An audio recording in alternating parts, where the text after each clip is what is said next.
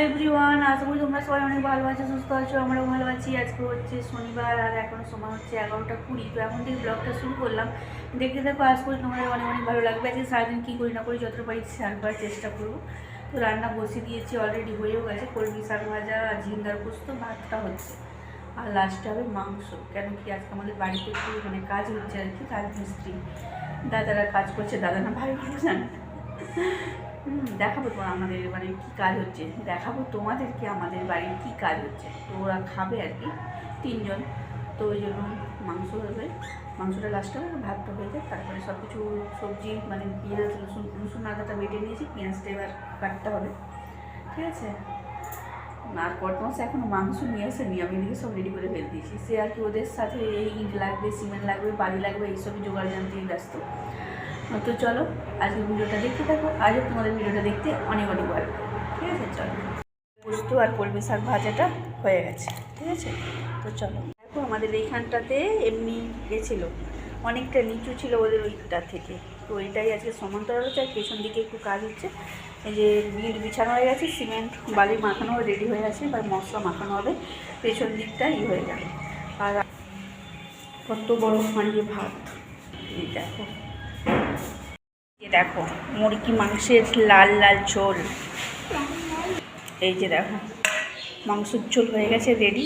এই যে চিকেনের ঝোল, ঝোলটা একটু বেশি হয়েছে, কেন ওরা তো ঝোল খেতে বেশি পছন্দ করে তাই। এই দেখো বন্ধুরা, এদিকে এদিকটা পুরো কাজ হয়ে গেছে, পুরো নেট হয়ে গেছে, ডেটু করা। এই দেখো সুন্দর লাগছে এবার। আর ওই যে ট্যাপ আমাদের ওই তারটা এখানে ছিল, এখান থেকে ওখানে সরানো হয়েছে।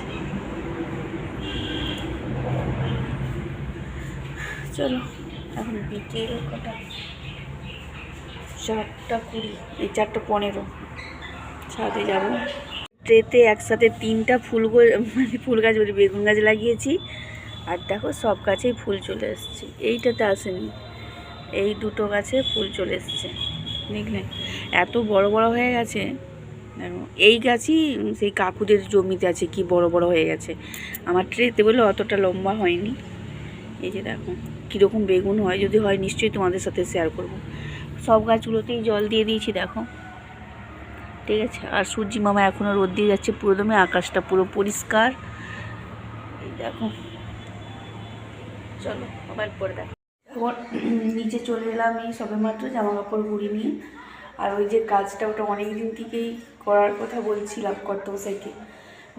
আমি সেদিনকে বৃষ্টিতে, সোমবার রাত্রে বৃষ্টি হয়েছিল না, মঙ্গলবার দিন বাসন ভাতের হাঁড়ি ধুতে মাজতে যাচ্ছি, পুরো ভাতের হাঁড়ি নিয়ে পাশ দিক করে পড়ে গেছি। আর এই হাতে প্রচুর লেগেছে, ওষুধ খেলাম, খাচ্ছি এখনও, ব্যথাটা কমছে। তারপরে তখন বুঝতে পারিনি, তারপরে পুরো গা হাত পুরো ব্যথা হয়ে গেছে।